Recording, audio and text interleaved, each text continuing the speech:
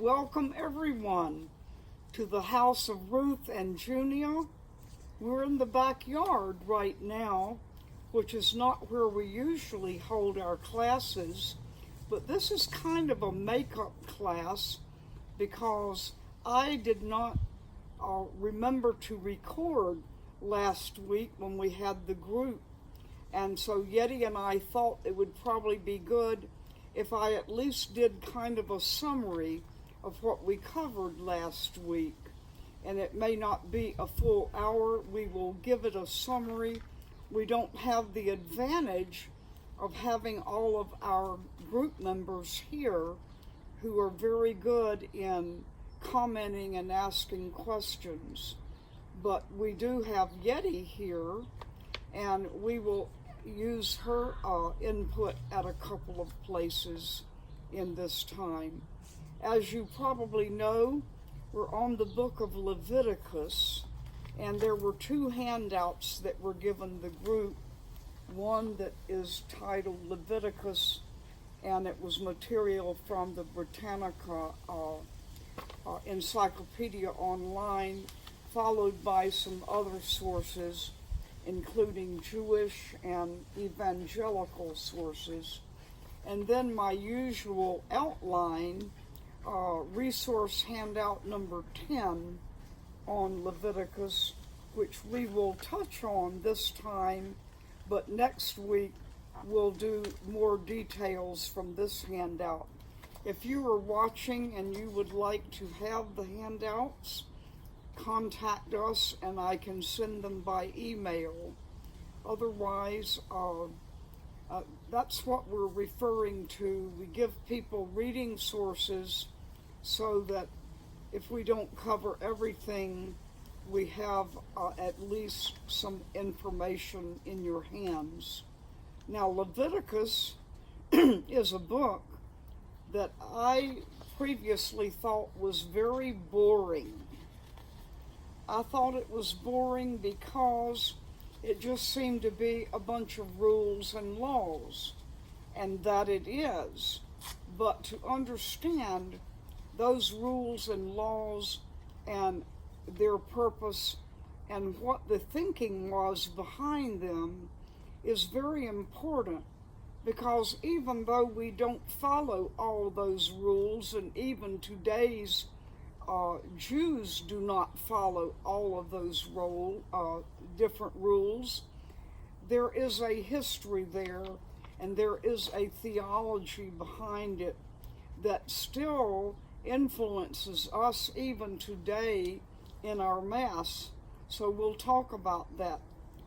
The Latin for Leviticus is of the Levites. The Levites was a tribe of Israel, one of 12 tribes, and the Levites were the priests, and you were born into the priestly caste, and you and your sons were priests.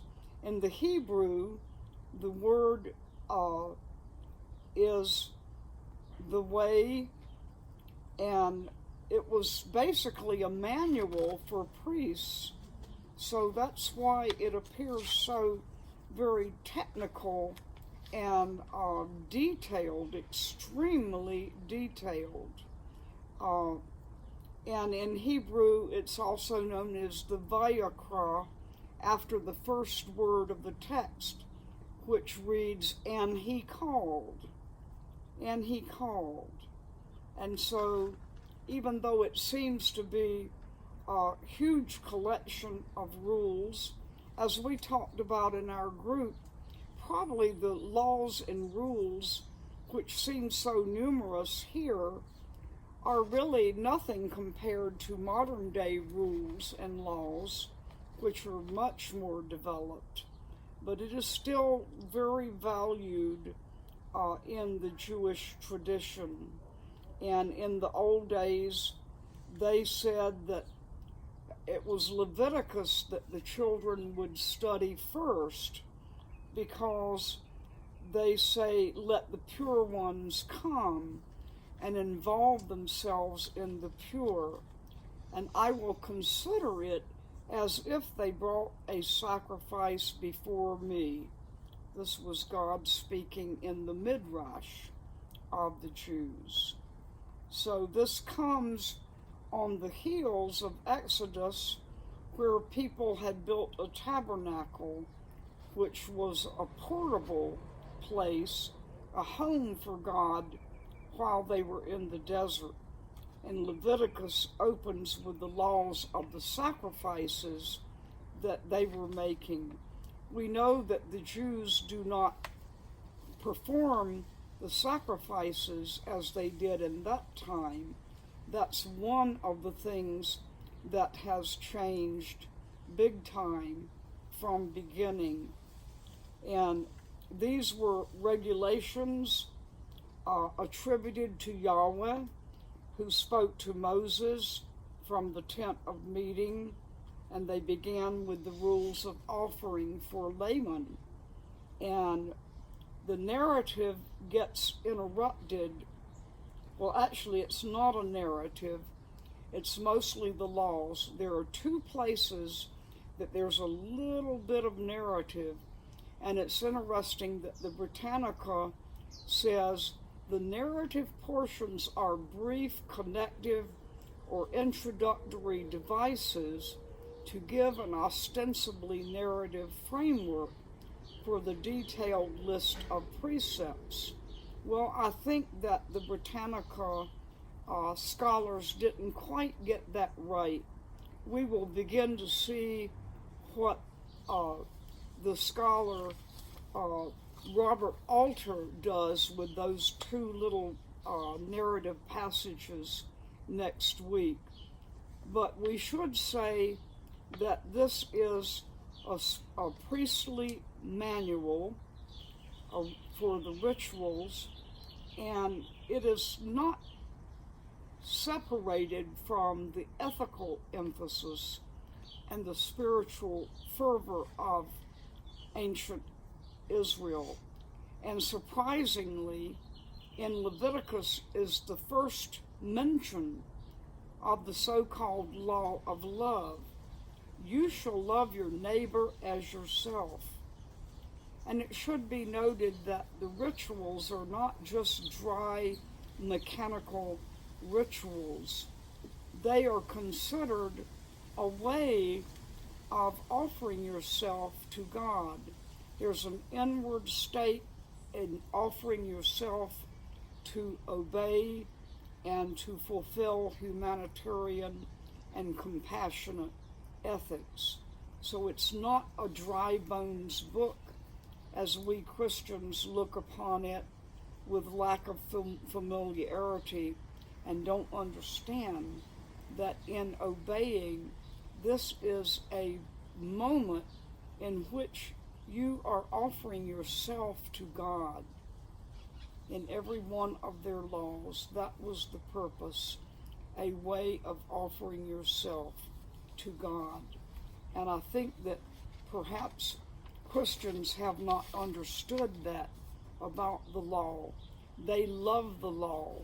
They look at the law as God's gift to us, and in obeying it, our gift to God. And just briefly to summarize, there are purification laws because there is really an emphasis in these ancient times about cleanliness and uncleanness, and perhaps part of this was recognition of how diseases were spread, and they built into their religious law purification, ways of preventing illness or disease, and ways of healing from illness and disease. And then there is what is also referred to as the holiness code.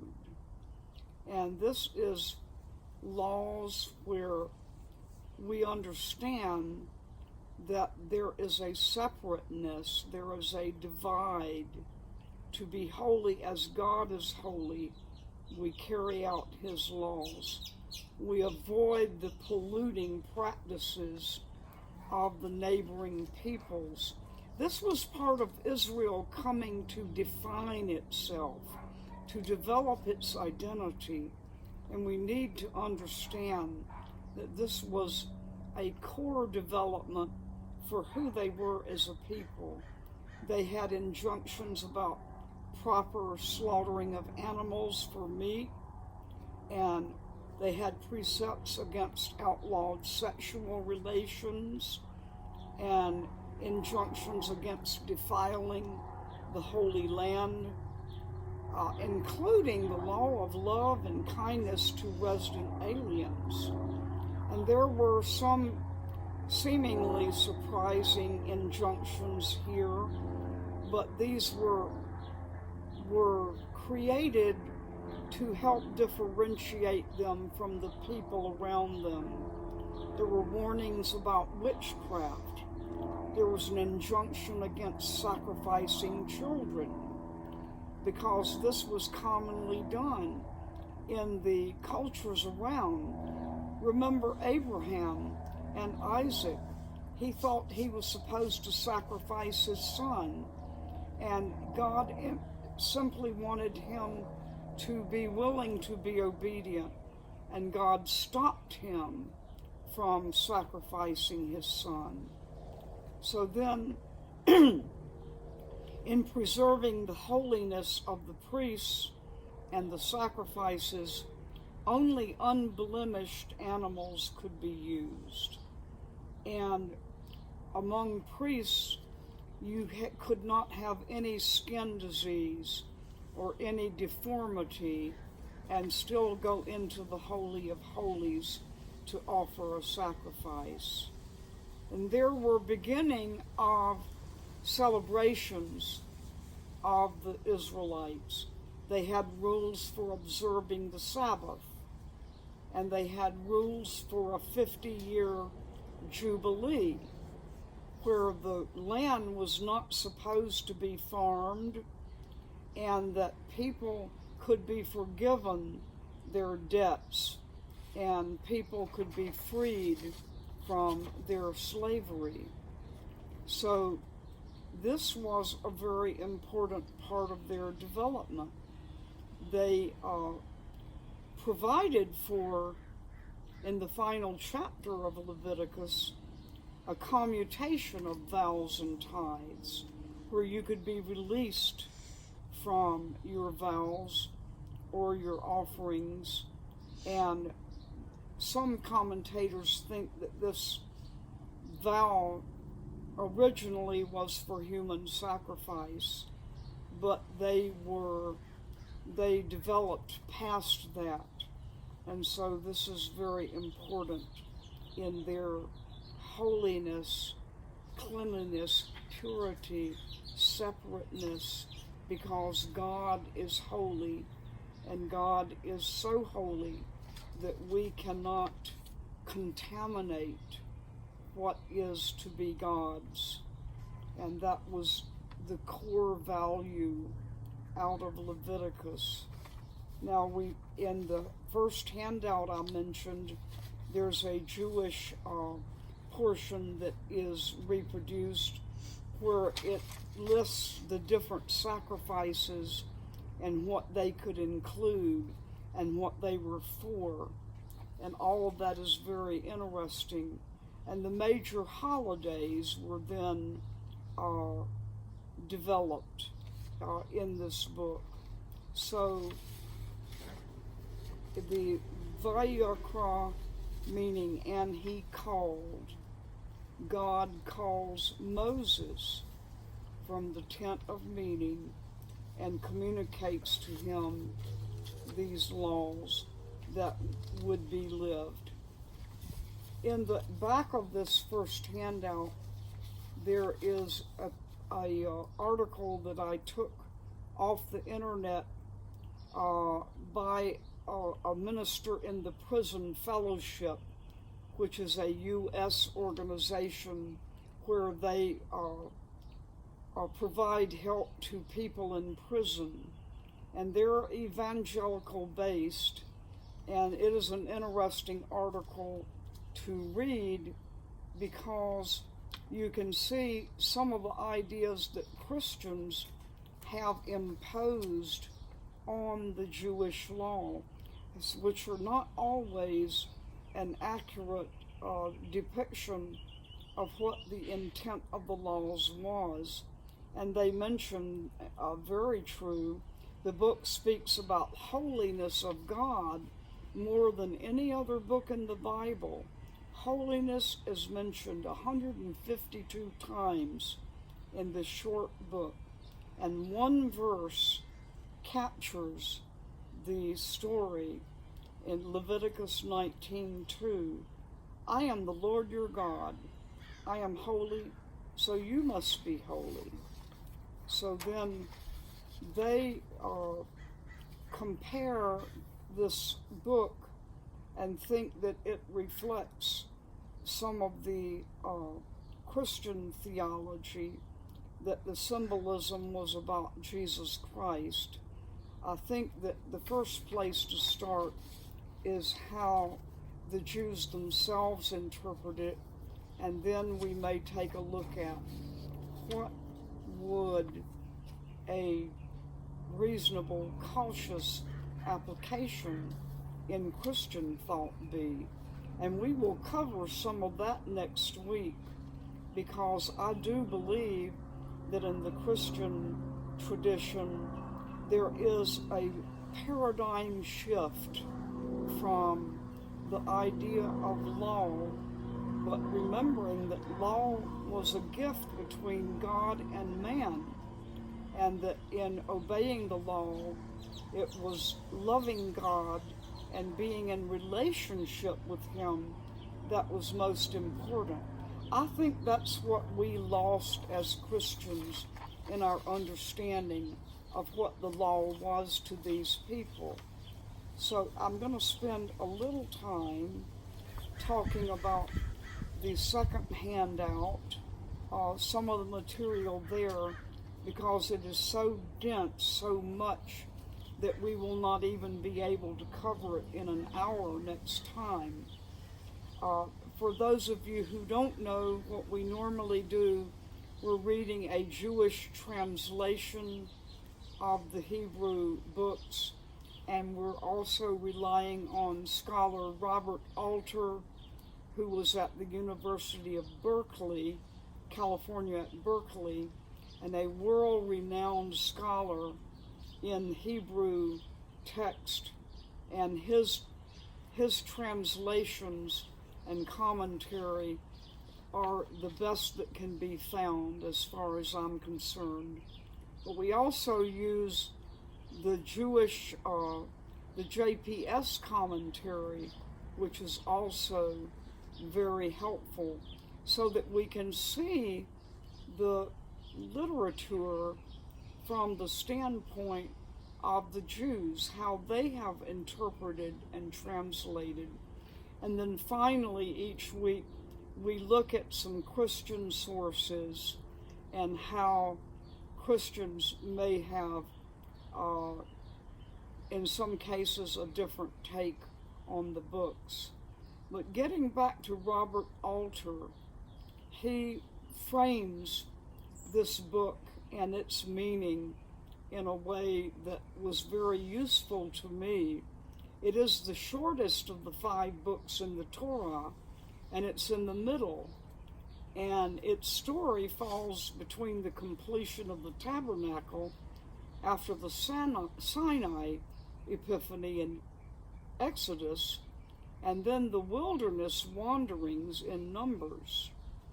And what he says is that from various literary sources, it was probably written in the 6th century BCE, and in the following decades you have the fall of Judah in 586, and the priestly guild had a very big role in writing this book with all its detailed instructions.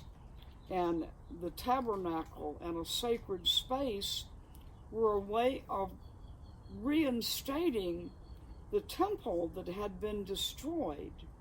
And it was really a blueprint for the future. And so Alter talks about, again, the core of the book, the central theological issue. He says there's a single verb that focuses the major themes of Leviticus.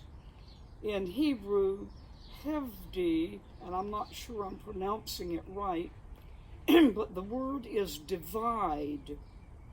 And that word, Alter says, appears a lot of places in the Hebrew Bible. It starts with the priestly account of creation. And God saw the light, that it was good. And God divided the light from the darkness. God divided the waters beneath the vault.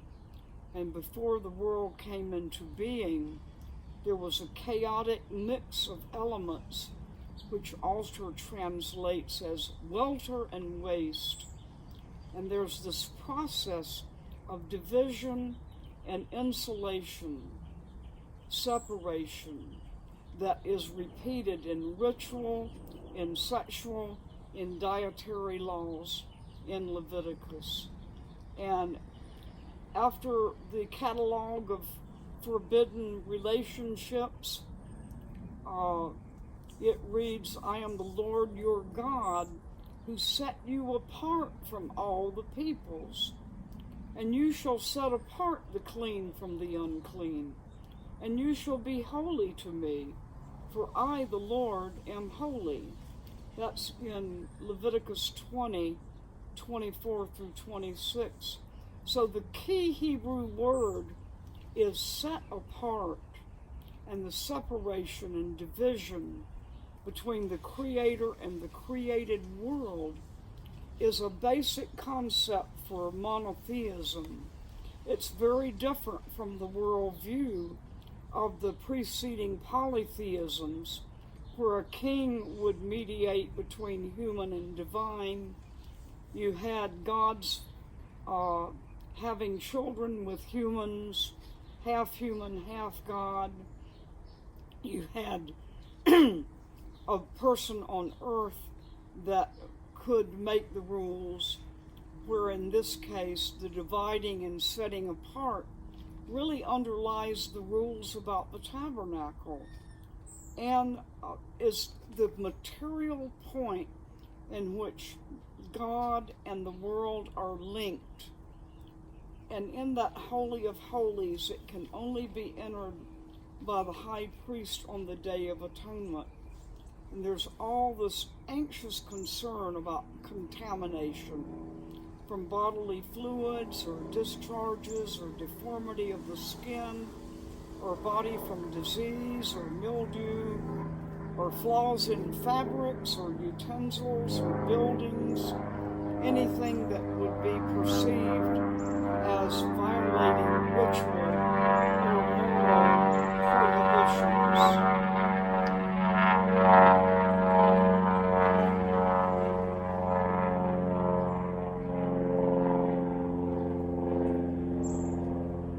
Now, Alter points out that there were chief instruments for protecting the sacred zone, and these were fire, blood, oil, and water.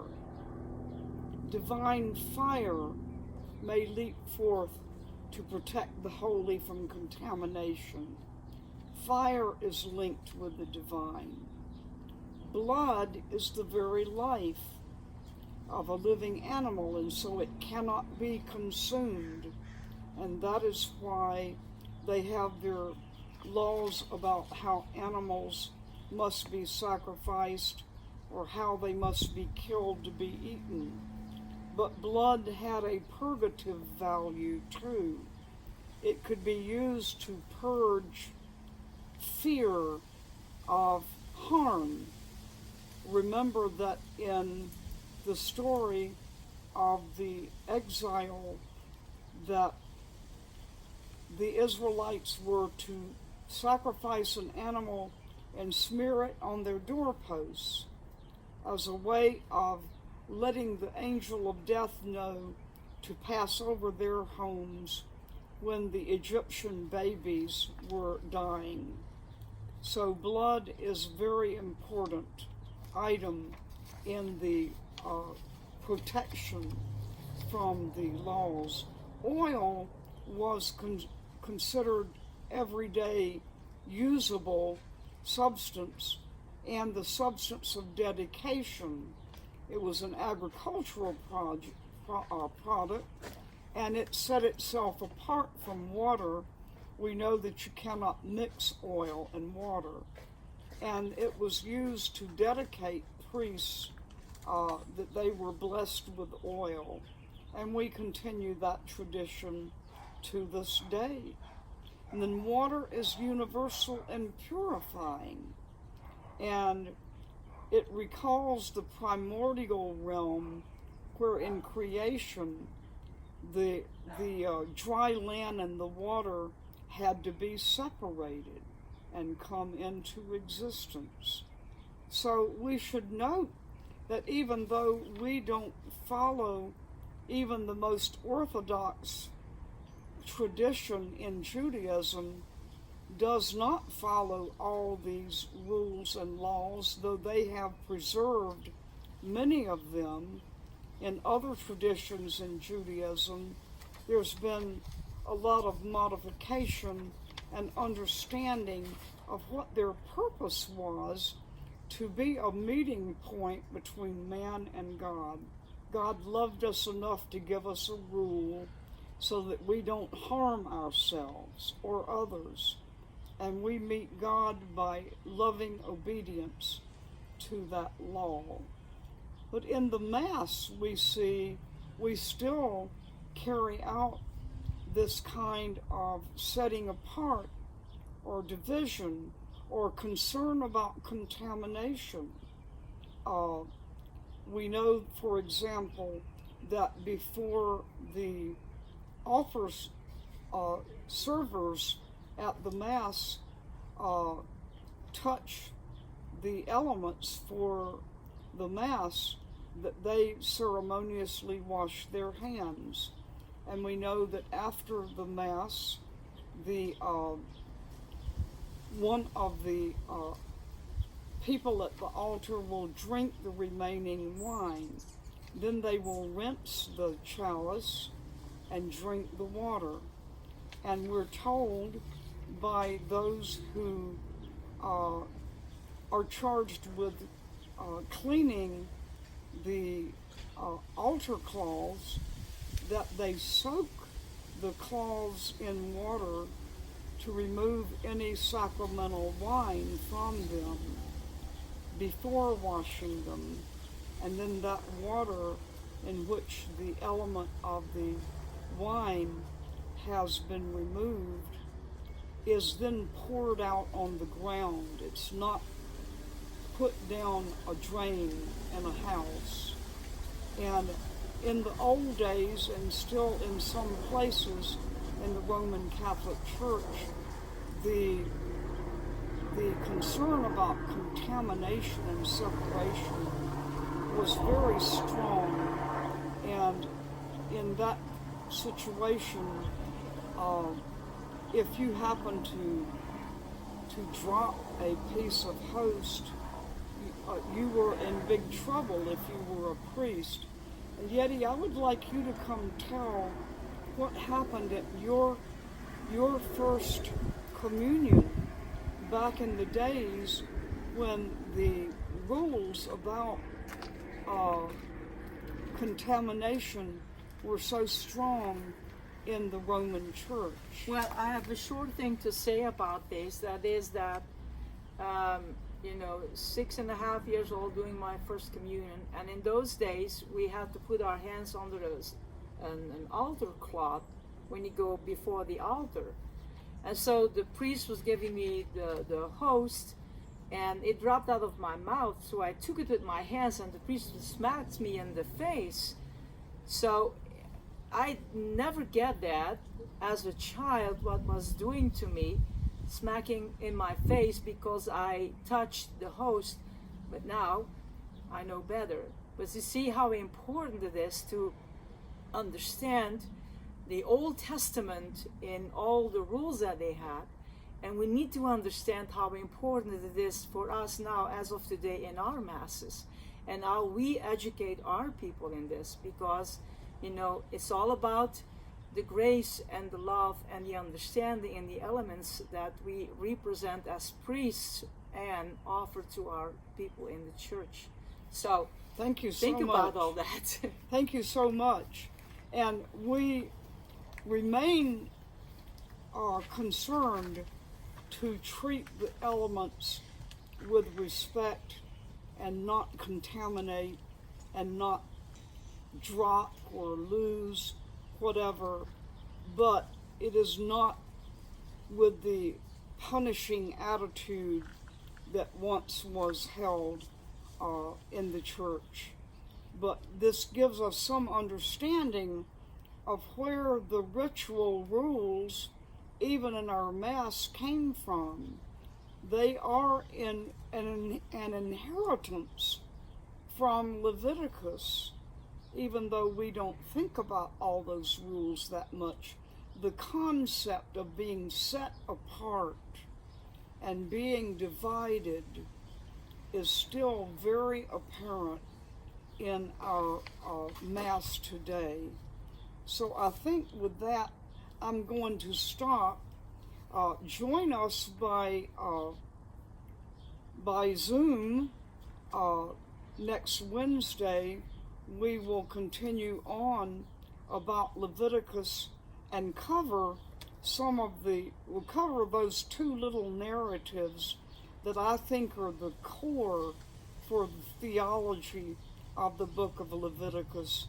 And then the week after that, we're going to look at some problem verses that have been painful and difficult for people to understand, and about the sexual rules that were in Leviticus that have sometimes been used to condemn people who have differing gender identities or differing sexual orientations, and how those passages have actually been misused. We want to cover that. So that'll be 2 weeks from now.